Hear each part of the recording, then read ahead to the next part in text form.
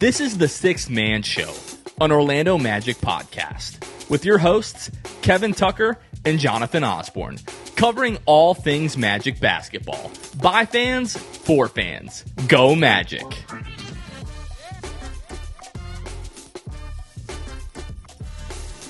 What's going on, Orlando Magic fans? You guys are back with the Sixth Man Show. Today is January 22nd, 2026. Jonathan Osborne here, as always, joined by my co-host Kevin Tucker. Europe almost killed us, but we are here. Kevin, how we doing? How are you feeling? This is the double flu game, I think. You know, we've had flu games where one of us is sick and the other one's carrying it. Today, we are both sick, and we're going to power through it because that's what we do, and we're going to talk about this team that we love because that's what we do, but the sickness aside, I actually don't feel as bad as I sound, but yeah, I'm doing okay. I'm glad to be back home, but yeah, how are you doing? So we haven't really talked about like how our travel days were, so... Yeah, this is the second day back home now. So, yeah, that would have been Monday. Monday, Carmen and I woke up about 4 a.m. Local time in London, left the hotel about 4:30, took a bus and 2 trains to get to Heathrow. Took us a little over an hour and a half. And then it was like a 45-minute walk, from the train to the gate, essentially. Then the flight there. Then the layover in Newark, and then the flight back home.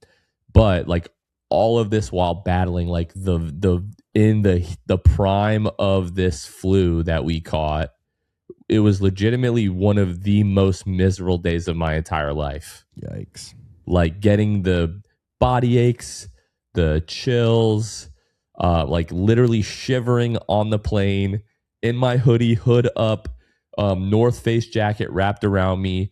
Blanket around my legs, like teeth chattering, shivering while I'm trying to cover every cough and sneeze, trying to stop my nose from running, like on this 8-hour flight from London to Newark. People around us like looking at us like, you have like leprosy or something. I get it. Like people don't want to get sick or whatever. But yeah, just like the most miserable time. This afternoon, I've started to like the fever's mostly gone. The pounding headache is gone. The cough and everything, obviously, that's like still going on. But like, how is your day of travel back to the States? The good news is mine hasn't progressed more than anything, just like a pretty gnarly cold. But no, yeah, I felt better Monday when we were flying than I did Tuesday. Once I got back Tuesday, and I was really smart and scheduled me to go right back to work the next day. So that was really cool of me. But yeah, at work I was pretty miserable. But yeah, I feel better today than I did yesterday. But yeah, I've just got the little cough and the crud, and but yeah, fighting through it. Hey, I know your Monday was miserable, but I'm still at the point where the whole trip was worth it. Of course, my sickness hasn't gone past that yet, so I'll take it. No. And honestly, from what I've heard, like some of the like a lot of the people that made the trip, a lot of people got sick. Yeah, I mean, I don't know if that's just what happens. And yeah, you go to a building with 16,000 other people. Like it's just kind of the way it goes sometimes, unfortunately. Yeah.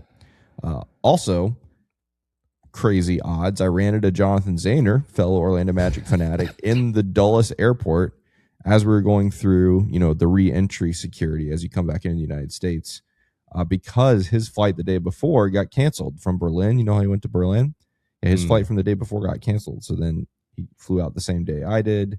And again, just what are the odds that we're in the same? I mean, we were just 10 people maybe separated us in that security line, which was pretty crazy. But that was kind of fun. And then, yeah, outside of that, the day was totally fine. I know, Kevin, you may or may not know who this is. I know some of our listeners will.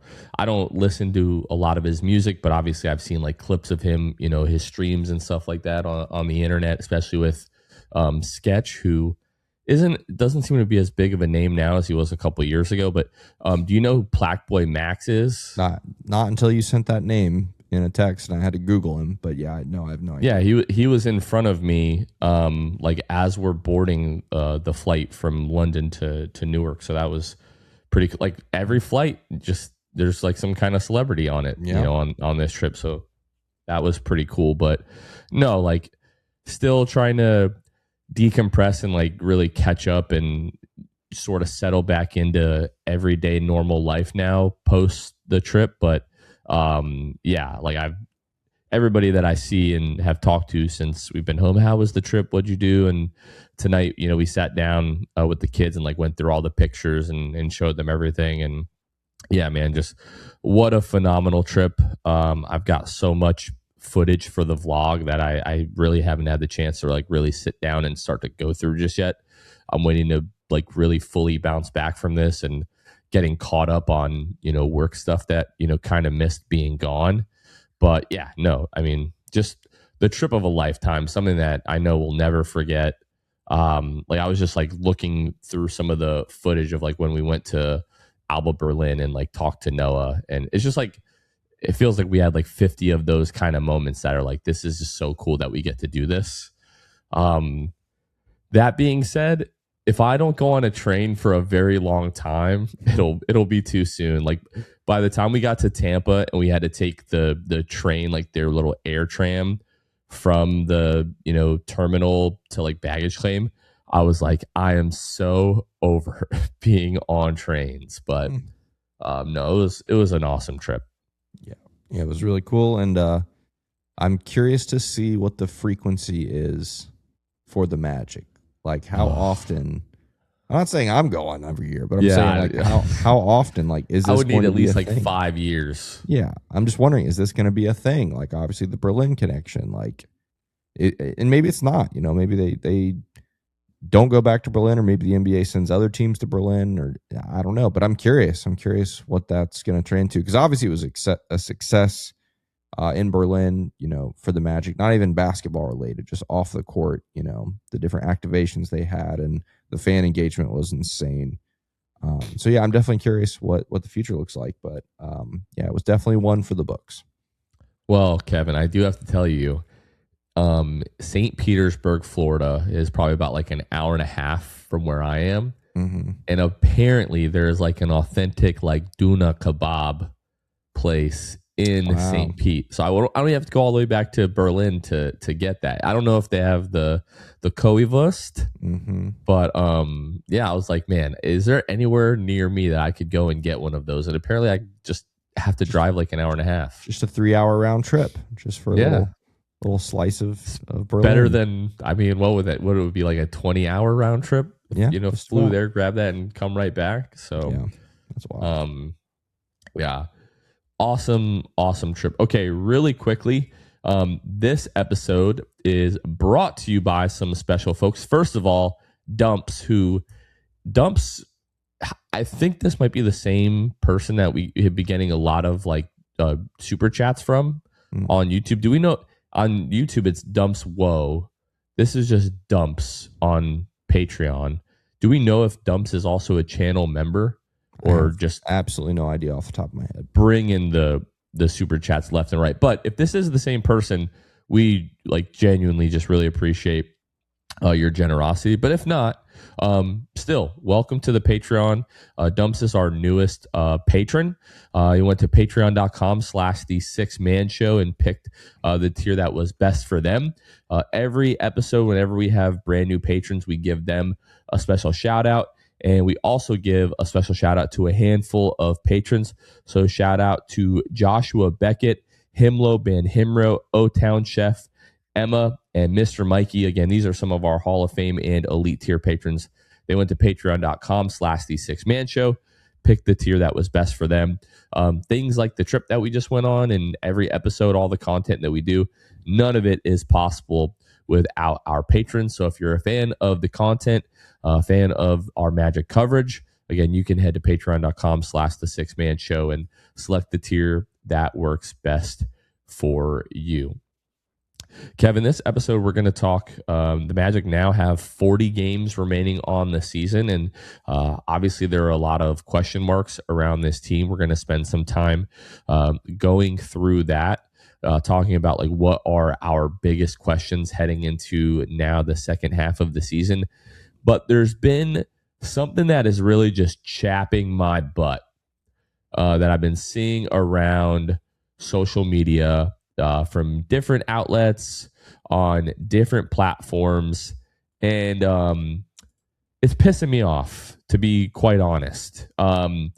We're seeing, really for no other reason than like clickbait, guys being involved in trade conversations, whether it be Jalen Suggs or, Paolo Banchero, whatever. There's been the trade rumor out there that the Knicks have been in contact with some teams around a Karl Anthony Towns trade. And one of those teams, I guess, that they've discussed that with is Orlando. Number one, it's just a report. Doesn't necessarily mean that it's accurate. It could be accurate. That's for sure. And the most likely thing that it means is that the Knicks, I think, picked up the phone and called the Magic and said, hey, might be shopping Karl Anthony Towns. Did you guys have any interest in that? And Jeff Weltman could have said, thanks, no thanks, hung up the phone. And then, of course, that can then get reported as they've had discussions with a team, because that's what every GM's job is to do, to have every single one of those conversations. But these guys, these players on this team, they're on social media. They see all of these things, and their families are also on social media. And we have good reason to believe that they see all these things, and it's not unnatural for players and families of these players to be somewhat bothered by some of the conversations that are happening in the fan base. And Kevin and I, we haven't really talked too much about the other outlets, I guess, that have come about, within the last, when was Father's Day? I don't know, 6-7 months ago now, whenever that was, whenever the Desmond Bane trade happened. Literally almost immediately after that time, you start seeing new Magic-centric outlets pop up or whatever. And that's awesome. We want people to cover the team. We want people to talk about the team. We want fans to be able to talk about the team.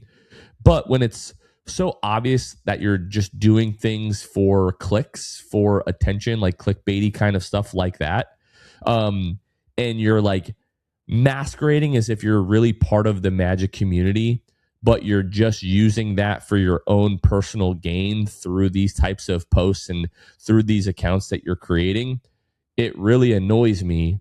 And we talk about these conversations Dwight Howard getting upset and wanting to leave. We talk about the Shaquille O'Neal, the Orlando Sentinel stuff, even though there were multiple factors that went into Shaquille O'Neal eventually leaving Orlando.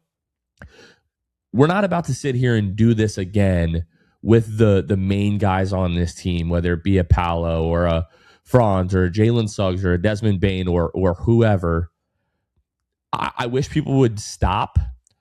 I wish other people would stop giving those outlets attention, because you're just kind of feeding into them and giving them more of an incentive to continue putting content like that out. I just wish people would stop. It's not helpful whatsoever. If you really care about this team, you would stop putting stuff like that out there, because all it's going to do is help push players, their family, whoever, further away from the fan base. I know it's been a rough season. I know it's not exactly gone the way that anybody wants it to go. But at the end of the day, we know that who the guys are that we need to be here and to be successful for this team to reach the heights that we wanted to get to. So those are my 2 cents. Kev, I don't know if you have anything to add to that, but I just personally had to get that off my chest. Yeah, it's unfortunately part of the era that we live in, where for whatever reason, clickbait and high drama are the flavor of, I don't even want to say the month, the flavor of the last several years. And unfortunately, that's just what gets people's attention these days. And unfortunately as well, there's the number of true diehard Magic fans on the internet is actually not as big as any of us would like. There are a lot of diehard Magic fans out there. There are There's another segment of the population out there that is less diehard and more casual. And then there's just the general NBA casuals out there that all have different things to say or different ideas about the Magic. And unfortunately, the diehard Magic fans are the minority by a long shot in those groups. And so it's definitely the majority that gets seen and heard the most on the internet. And again, that has the potential to trickle down to players and the circle around players. And so, yeah, it can become toxic pretty quickly. And I don't even think it's intentional. I think sometimes sports fans in general can just look at something on the internet and think, either I agree with that or I disagree with that, or this is interesting or whatever, and share it and post about it and give their thoughts about it and not think twice about who might see it. And so sometimes I think it might be good to just think about what are the implications if I do this, right? Like if I share this and someone, let's say this specific player reads it, or the better way to think about it is if I was sitting across from this player at a dinner table, would I say this to their face? I think many of the things we see and read online, the answer to that would probably be no. And so I don't know. That's just kind of how I think you and I both view these things, because we know that the audience out there, I don't mean our audience, I mean the audience of the internet isn't just, random Joes like you and me. It is the people that we are talking about. And so, yeah, I just think it's important to think about those things, because if you don't know the context of the Shaquille O'Neal thing that Jonathan was referring to, again, there were a lot of different factors into Shaquille O'Neal leaving Orlando. But it is said that one of the things that really kind of got his attention was a poll that was run in the Orlando Sentinel, the newspaper there in Central Florida. To paraphrase, because I don't have it in front of me, basically, is Shaquille O'Neal, is Shaquille O'Neal worth this amount of money? I don't remember what the number was, 92 million or whatever it was. Is a basketball player worth that kind of money? And who was polled? I don't know. But the poll ended up being very far in favor of no. And it is said that Shaquille O'Neal saw that and was like, okay, Orlando doesn't want me, I'm gone. And again, there were more factors to it than that. It's not that simple, but the idea that was even a contributing factor in thinking about going somewhere else, that's what I'm absolutely terrified of happening again in 2026 or beyond, that this fan base goes crazy because, the team's not performing well, which they're not. This team has underachieved thus far this season. But then to overreact in such a way to where you're wishing guys are gone, you're calling them all kinds of crazy things and trying to swap them for other guys who, let's face it, Karl-Anthony Towns isn't exactly going crazy in New York this season. I'm afraid that something like that can only be toxic for the team, for the fan base, for the franchise, and I would just hate to see history repeated. Well, I think you're definitely being a lot more gracious than I feel like being right now. I'm not giving people the benefit of the doubt. I think a lot of the people that I'm referring to know exactly what they're doing and should know better and don't really care. They just want the clicks. What I hope that, I'm talking to a different, part of the Magic fan base now. What I hope people would take away from what it is that we're saying and the message that we're trying to relay on social media.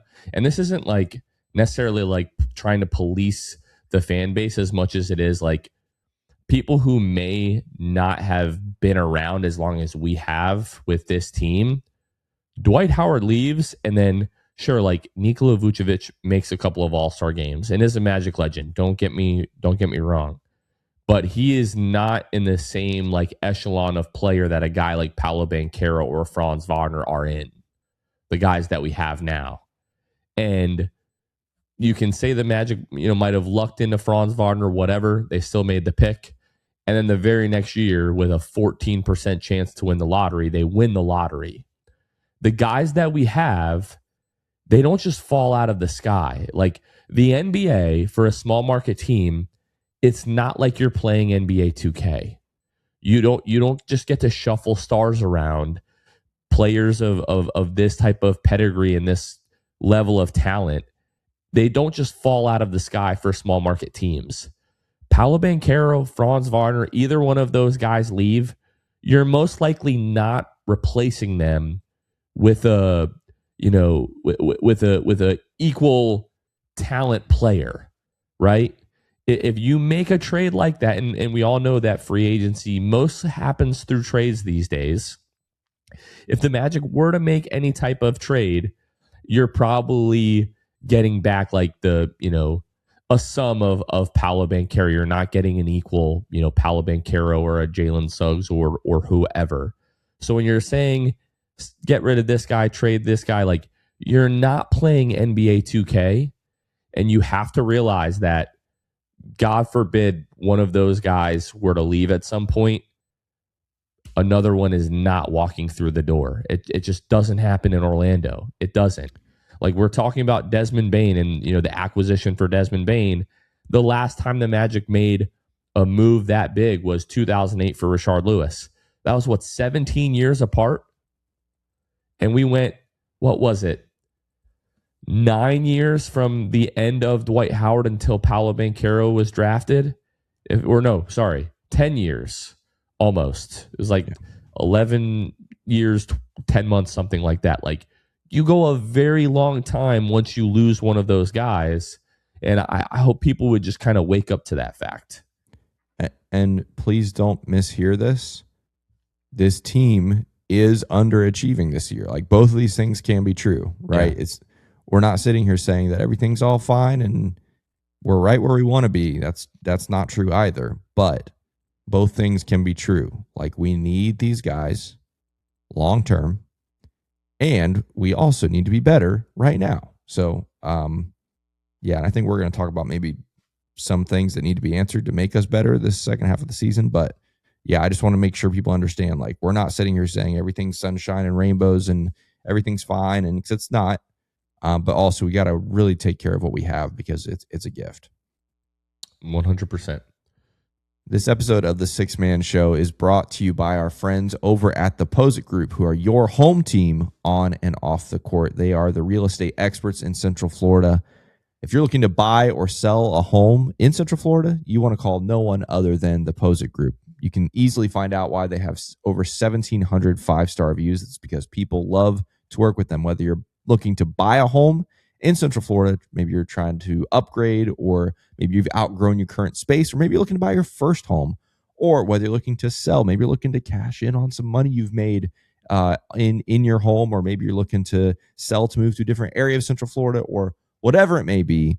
Posic are the people to call. You can visit their website, posic.com. That's POZEK.com.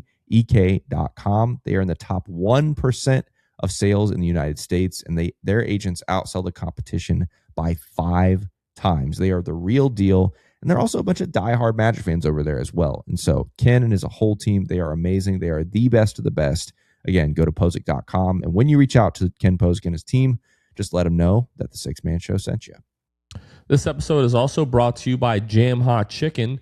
Jam Hot Chicken is a presenting sponsor of the show, and they are proudly serving the city beautiful, and they are bringing jams, culture, and hot chicken to the heart of Winter Park and now Winter Garden as well. Jam Hot Chicken is a Nashville and LA-inspired hot chicken shack, locally owned and operated in Winter Park, Florida, and like I mentioned, now in Winter Garden as well. In Winter Park, they're over at 400 West New England Avenue, Suite 13 in Hannibal Square. And in Winter Garden, they're located at the Plant Street Market. You can follow them at Jam Hot Chicken on all social media. Check them out at jamhotchickenfl.com. You can access their menu, order online. You can even find music playlists and all things Jam Hot. Now available on Uber Eats for delivery locally in Winter Park and newly on the app in Winter Garden. So if you don't want to leave the house, but you want that delicious, fiery Jam Hot Chicken flavor, download the Uber Eats app and get it delivered straight to your door. Jam Hot Chicken ranked in the Yelp's top Florida restaurants in 2025. They're big Magic fans as well. So when you stop by, you get to check out whether you're in person or online. Use code SIXTHMAN, SIXTHMAN, for 10% off every single meal. Shout out to our friends over at Jam Hot Chicken And now let's go ahead and get back to the episode. Okay, quickly, Kev, let's go ahead and go through the state of the Magic. This past week, the Magic went 1-1 on their Europe trip, a win over the Memphis Grizzlies in Berlin, and then they got absolutely stomped in London by the Grizzlies on Sunday, now sitting at 23-19 at the time of this recording. The Magic are 8.5 games back of Detroit, 3 games back of the 2-seed Boston Celtics, a game and a half back of the Knicks, a game and a half back of the Raptors. They're in a tie with the Philadelphia 76ers and the Cleveland Cavaliers, who the Magic will see in a few days here. We'll talk about that. They're a game up on the Miami Heat, 2.5 games up on the Bulls, and 4.5 games up on the Atlanta Hawks. So far through 42 games, the Magic are 18th in the league in offensive rating. They are 12th in defensive rating, and they are 15th in overall net rating. Kevin, I wanted to take a look at this stretch the Magic have been on since December 3rd, like the win-loss. There's like a, there is a 2-game win streak, or actually a 2-game losing streak in there kind of sprinkled in, and then there's a 2-game winning streak sprinkled in there as well. But essentially, over the last, I think that's 21 games for the Magic. Yeah, they're 10-11 in those games. Their offensive rating is 25th in the league. Their defensive rating is 18th in the league, and their net rating is 22nd in the league. So, to further your point from a few moments ago, we're not sitting here saying everything is sunshine and rainbows and we're super happy about the way the season has gone. Quite the contrary. I think maybe some people are thinking maybe we're being too harsh about the way that we've been talking about the team recently, because yes, they have been kind of treading water and essentially going 500. But when you take a look at the offensive rating, 25th in the league, defense 18th in the league, net rating 22nd in the league, like they've been skating by, but they've been one of the worst teams in the league over that stretch. Now, all that to say, as I just mentioned, you're still 3 games back of the 2 seed, and somehow you are a game and a half back of the 3 seed still. So as frustrating and as irate as we've been about this team at times, and it is frustrating because we talked about how, this end of December and, the first couple of weeks of January, like the team really needs to take advantage of that. They haven't. They've kind of just poured it down the drain and wasted the opportunity that was, well, maybe not even wasted the opportunity in front of them, because they still have an opportunity in front of them. But the Magic, could very well have not a stranglehold, but a very firm grip on the 3 seed at this point in the season, had they taken care of business the last few weeks. All of that to say, 2-3 weeks from now, the Magic could be the 3 seed. I know we've been saying that for quite literally 2 months. It is still true today, January 22nd. And that's the thing, as disappointed as we all have been with how the last, month and a half has gone, the Magic are 5-5 in their last 10. The Knicks are 2-8. So they're sitting there on the 3 seed at 2-8, and I guarantee you they'd rather be 5-5 in their last 10. And they've had some ugly losses in that stretch. Now they're beating the snot out of the Nets right now, so it looks like they're gonna snap this 4-game losing streak. But yeah, it's all there for the taking still, which is crazy. And even the 3 seed, you're only 3 games back of the 3 seed. That's not even out of reach either, and you're still going to play the Celtics again this season. So, yeah, it's a reminder again of, if you'd taken advantage of these opportunities, you would have been in a different position. But also, there's still opportunity. We're only halfway through the season. That's the other thing. That's crazy. As frustrating as it has been, we're only halfway there, which means there's another half a season to figure things out. And first off, get healthy, which sounds like it might be happening. We'll see. But then also turn the ship around, make some noise, get some momentum, and look. I hate to be the optimist again. I feel like I say this on just about every show now, but the NBA playoffs are about the team that is hot and healthy at the right time. That's it. And so the Magic still absolutely have a chance to do that. They can still be a top 4 seed, which was the goal going into the season after the off season. They can still have home court advantage in the first round. They can still win a first round series, go to the second round, and who knows. So everything is still there, but the number of games that remain obviously goes down every week. And so the amount of opportunity you have to turn this thing around goes down every week. And so now's the time. Let's get it figured out and let's see what we can do. Yeah, right there with you. Yeah, we're gonna talk obviously about the week ahead in just a little bit here. Just a couple of games on the docket for this week as the Magic do get a little bit of rest. Taking a look at the injury report, it is clean. Other than Jalen Suggs is now questionable for Thursday's game at home against the Charlotte Hornets.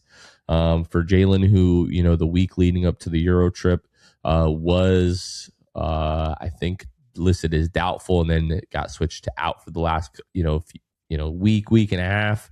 Missed both of the Berlin and London games. For him now to be questionable, I do think that it might still be up in the air whether or not he plays Thursday, but at least he's trending in the right direction. Would love to see him come back for Thursday. Kev, what are your thoughts on that? Do you think we see Jalen against Charlotte? The questionable thing leaves it at a coin flip for me. If it was probable, I'd say, yeah, I think he'll be back. Yeah. But the questionable thing is a coin flip for me. So, but either way, it's better than out. So like you said, he's trending in the right direction. If you're asking me to make a pick, I'm going to say he doesn't come back Thursday, but we'll see. We'll see how it goes. Yeah, that's kind of exactly where I'm at as well. Okay, we teased it at the top of the show with 40 games remaining, a whole second half of the season, essentially. Kev, I wanted to talk to you about what might be some of our biggest question marks heading into the second half of the season. You want to start? Want me to go first? How do you want to do this? If you've got one, I'd love to hear your first one. If you've got it locked and loaded and ready to go. I think the biggest question for the Magic for the rest of the season, every year we've seen the Magic play better after the All-Star break. Each year under Jamal Mosley, we've seen the team, improve. Not always so much the offense, but especially the defense. For me, this team needs to regain its defensive identity, and that, for me, that is the question, whether or not they can do that.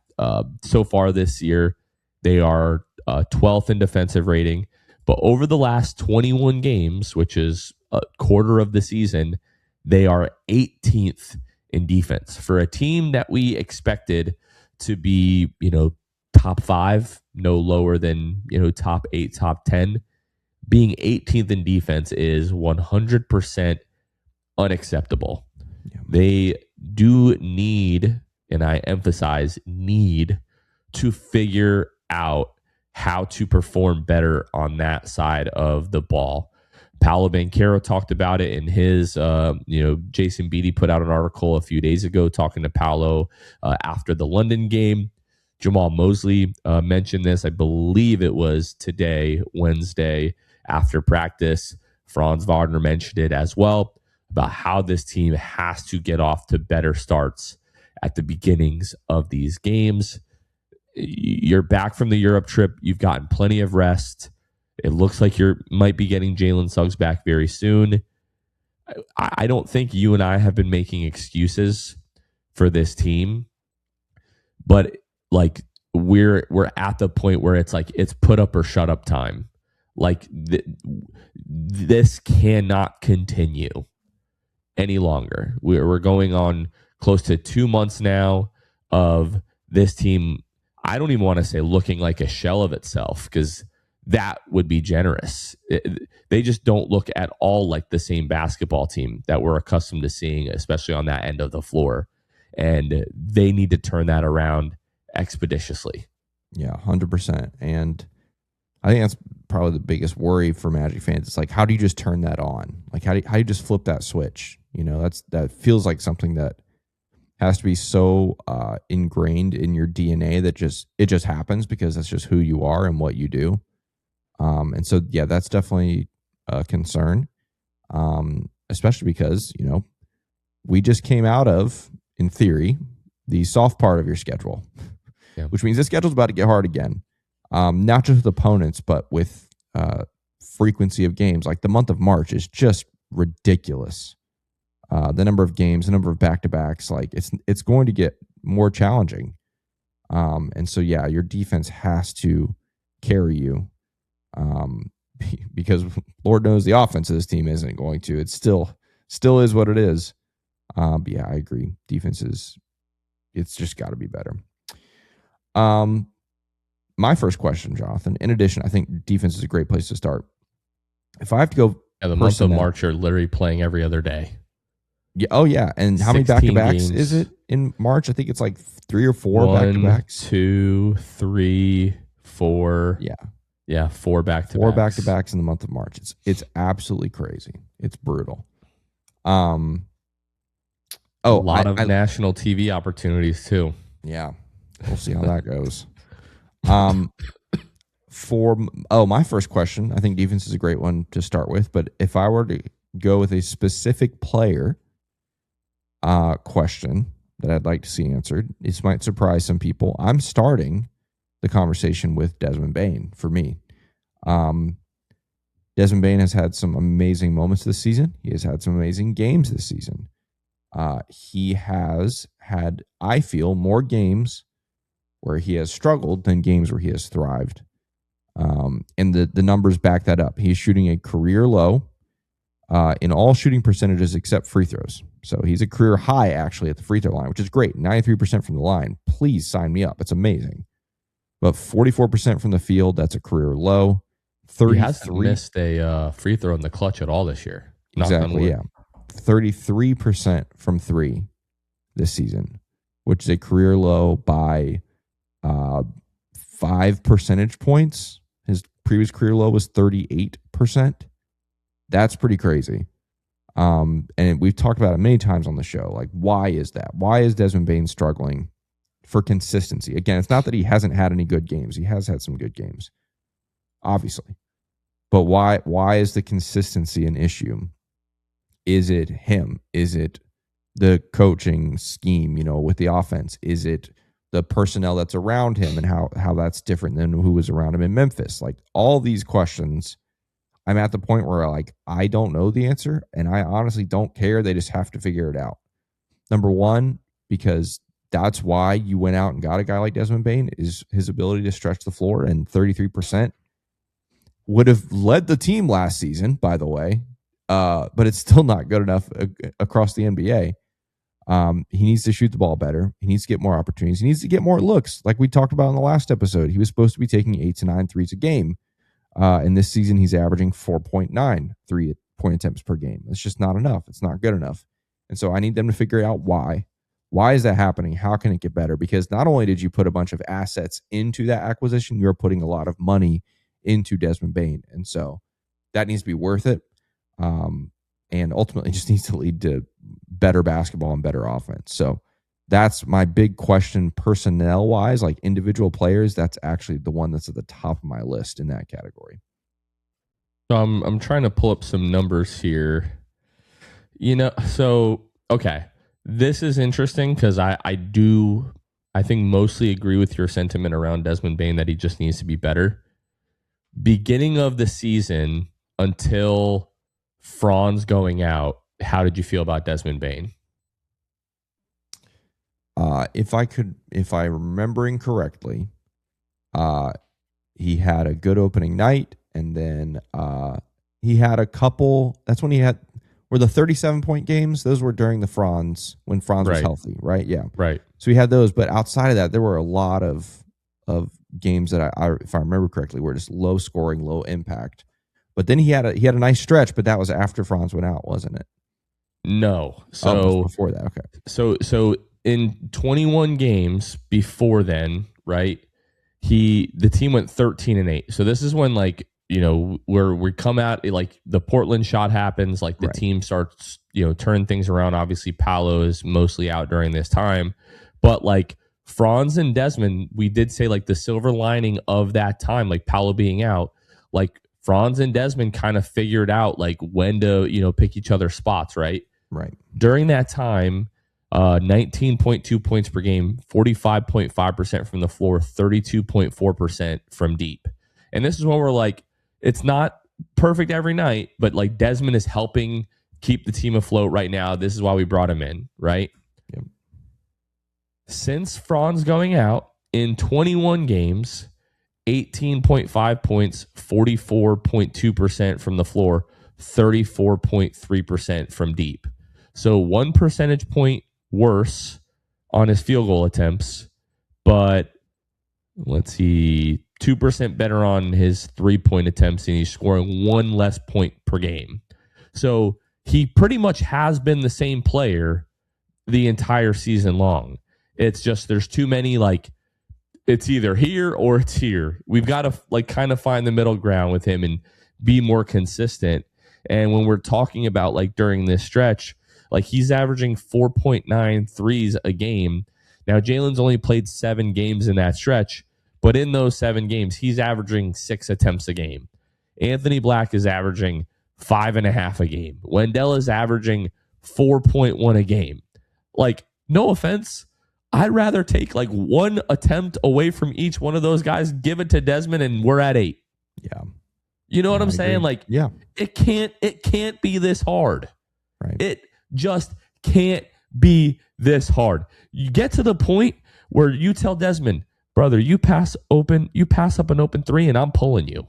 Yeah. Like if you're open, even if you think maybe I'm not, but even if you think you could be, just let it fly. Yeah. You have got to find a way to bust out of this slump. Yeah. You just have to.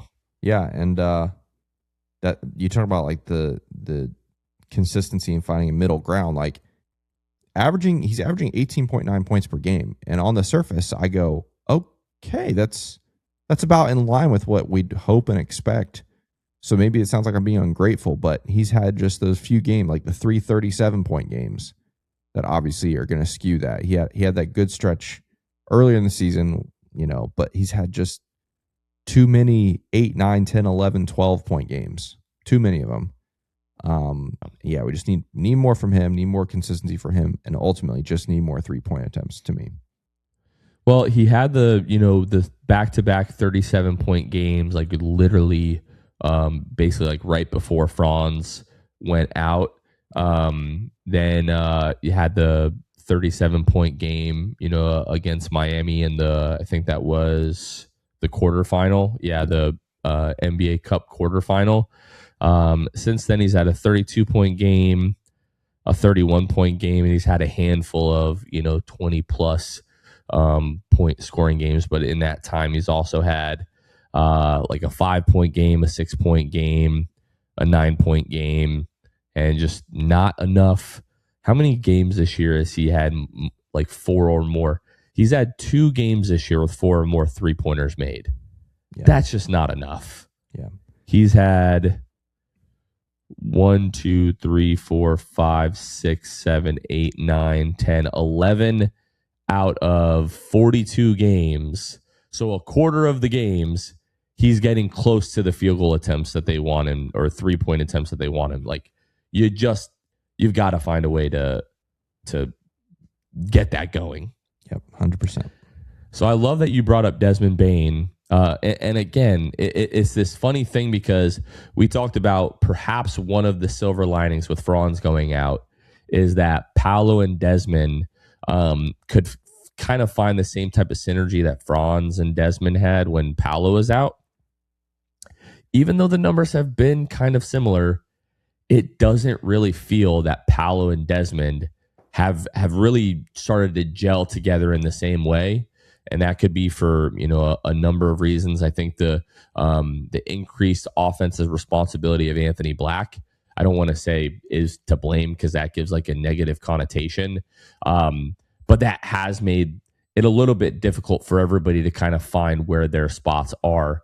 But for me, with Franz now back in the lineup, they have to figure out, like, I don't want to say necessarily like the pecking order, but they have to be able to optimize Paolo, Franz, Desmond, while those guys are all on the floor together. And I'm interested to see whether or not they can do that. And I don't mean to make this like a Jamal Mosley segment here, but you do get a sense that not that he's necessarily like auditioning, but the next 40 games and then into the playoffs are going to make or break the Jamal Mosley tenure here. If it goes well, he'll be back. If it doesn't, you would have to figure that he would be gone. Yeah, I 100% agree. I think that's the question mark, and I'm a Jamal Mosley truther. Like, I will back that guy until I have no other choice. But yeah, I mean, I certainly agree. I think this is the time where he's got to prove it that he can make it work. Because again, on paper, this team should be good, and they just haven't been good enough this season. And so, I am also still in the camp that I think Jamal Mosley is going to get the whole season to do that. Like, I still would just be absolutely shocked if the Magic moved on from him mid-season. I think it has to get a whole lot worse for that to happen, which will surprise some people, and I understand that. But it's if you're moving on from a Jamal Mosley, you're not, more than likely, you're not going for some big name coach or something like that who's going to revolutionize the way you play. Like, you're going to promote from within. It's going to be a Joe Prunty or whomever, and is he or whoever from the staff you choose, are they going to move the needle enough to justify that kind of like earth-shattering move? Maybe they do, but I would just be really, really surprised. But yeah, all that being said, yeah, this is it. This is an audition. 40 games. Can you make this work with this roster? And for me, even more so, assuming this team makes the playoffs, and what do you do with that? You know, if the team is healthy and looking good and they can go out and make some noise in the playoffs, I think we're having a totally different conversation, you know, this offseason about the coaching position. But if things aren't turned around by then, I think absolutely those conversations will have to happen. And like, if you're making that move, like, I think everybody would agree, like, to a man, like, the offense is what it is. It's going to ebb and flow, whatever. This team has no chance to do what they want to do if they are not an elite defensive team. That is the way this team has been built. That is the identity that this team has, you know, bought into in years past and has sold the fan base, and et cetera, et cetera. If you're firing Jamal Mosley, you better be pretty sure that whoever you're picking to replace him in the interim or whatever is going to be able to get this team to defend at that level again. Because if not, there's really no point in firing Jamal Mosley. Yeah. You know, this seems like the team's floor right now. And I know that we're in a soft part of the schedule. You can freezing cold take me in a month or whatever, but it does feel like this like 500, you know, measure of basketball that we've experienced the last couple of months is like, hey, if this is the bad Magic and we can hang in there. And look, yes, have the Magic been, I don't want to say a victim, have they been a beneficiary of the circumstance of the Eastern Conference this year? Absolutely. If this is other years, could the Magic be 5 or 6 games out of the 3 and 4 seed? Sure.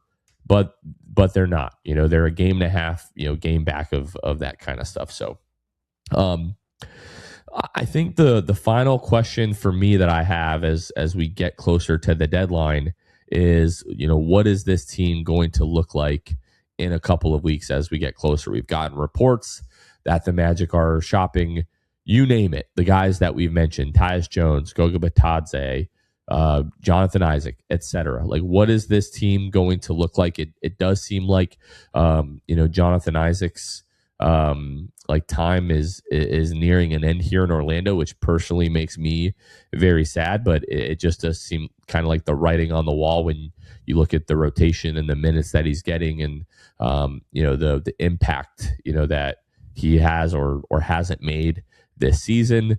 I think we all would agree that the Tyus Jones signing has been a failed one to this point. And you've got young guys like Noah Penda and Jace Richardson kind of waiting in the wing, and who seem, you know, ready for a bit more opportunity. Those guys have been getting more minutes lately, but I think that's really the final big question that I have going into the next couple of weeks and the rest of the season here. Yeah, and it's a mixture. As many of you know, it's a mixture of basketball reasons, but also financial as well. You know, with Jonathan Isaac's, I don't want to say sizable contract because these days that's a pretty average contract in the NBA.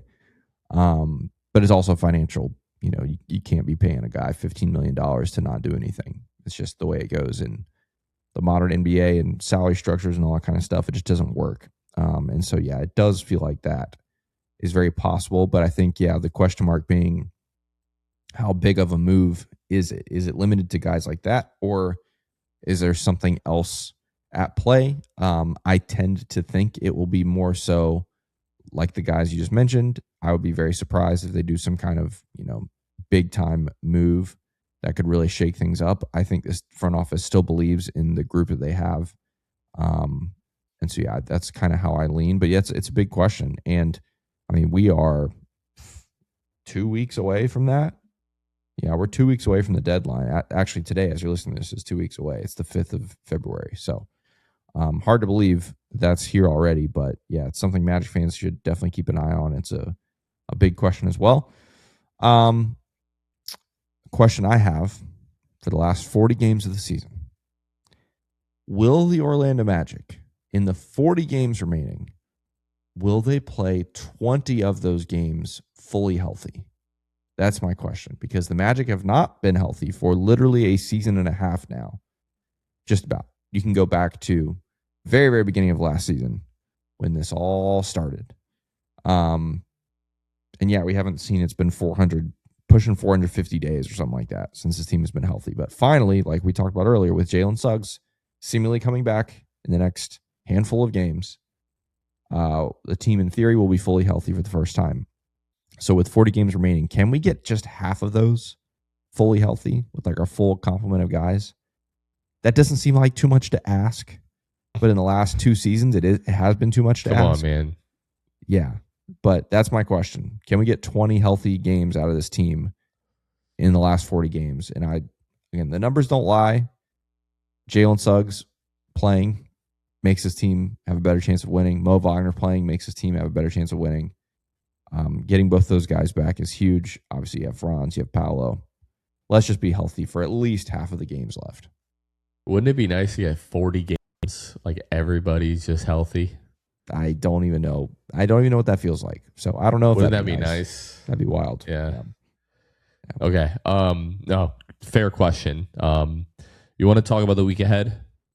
Sure. Let's do it. Fortunately, there's only 2, right? There's 2 games this week before our next episode, both home games. And fun fact, both are second night of back-to-back for the opponent. So Charlotte right now, as we're recording this, is playing Cleveland, who is our second opponent, which is kind of wild. So, yeah, Charlotte at home on Thursday, Cleveland at home on Saturday. And just looking ahead even further, we're not going to pick this, but I was looking at the schedule. Magic play in Cleveland on Monday. Have you seen the ticket prices in Cleveland right now? You can get in that game for $7. Cleveland is not a bad team. I know they're underachieving. That's New Orleans prices. Yeah, I know they're underachieving. And it's not just that game. You go through the list of games and like even the Lakers game next week, $95.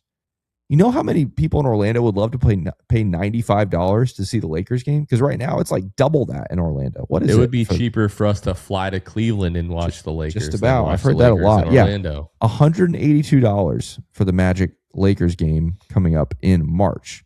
And right now it's $95 in Cleveland. Anyway, I was just very surprised at that because I know Cleveland's underachieving, but they're still a good basketball team, and you'd expect the numbers to be a little higher. But whatever. Beside the point, I am going to. Oh wait, we did this. We did this in Berlin, or we did this in London on Monday. I remember because I said 1-1. I'd pick us to actually lose to Charlotte and beat Cleveland, just because why not? So I'll stick with that. I'll say 1-1 still. We're turning the season around, Kevin. We're going 2-0. We're going 2-0. Oh boy, love that. I mean, what good does it do for anybody for us to just be like, nope, season's over? Like if we don't have hope, who can have hope? See, that's the thing. I'm not even close to that. Like some of the Magic fans that are in that conversation, I am not even close to that. I still have 100% belief in this roster. I still have belief in the staff. I still have 100%. I didn't say that. I said in the roster. Yeah, I have 100% belief in the roster. And I think this team just needed to get healthy. All of the roster or most of the roster? I need to not be questioned right now. I need to just speak my truth and speak about my hope. I believe in this roster. I believe all the pieces are there, top to bottom, to be better than we are and to be one of the best in the Eastern Conference. I genuinely believe we need to just be healthy. We have had the toughest schedule in the league so far, not necessarily by percentages, but by travel and all those kinds of things. Obviously, this week, or coming up on 2 weeks pretty much of the Europe stuff alleviates some of those numbers, but you still travel to another continent and back, so you can add that to the list. I think February is the make or break month, obviously. Now, it's a very, very difficult one. You play some of the best teams in the league, but I still absolutely believe that this team can turn it around. They still have not played a game fully healthy. And so until I see some games fully healthy, I refuse to give up on what could be. It's a Kevin Tatership, not allowed to ask questions, I guess. Good no, grief. You can't sit here and say, how can we not have hope? And then you question my hope. No, hope can be blind, and I'm going to take it, and I'm going to enjoy That's it. fine. No, I still think you can have something and still, I don't think it's crazy to question if you believe in the entire roster. There's a few guys that were like, let's get them out of here. So it's obviously not sure, everybody. but that means that they won't be playing in this section of this, hey, which they've started. We've been not open play. for that for a while. Well, they've started not play. We're starting to see Jace play more.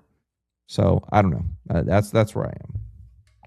No, yeah. A lot of basketball to be played. It does.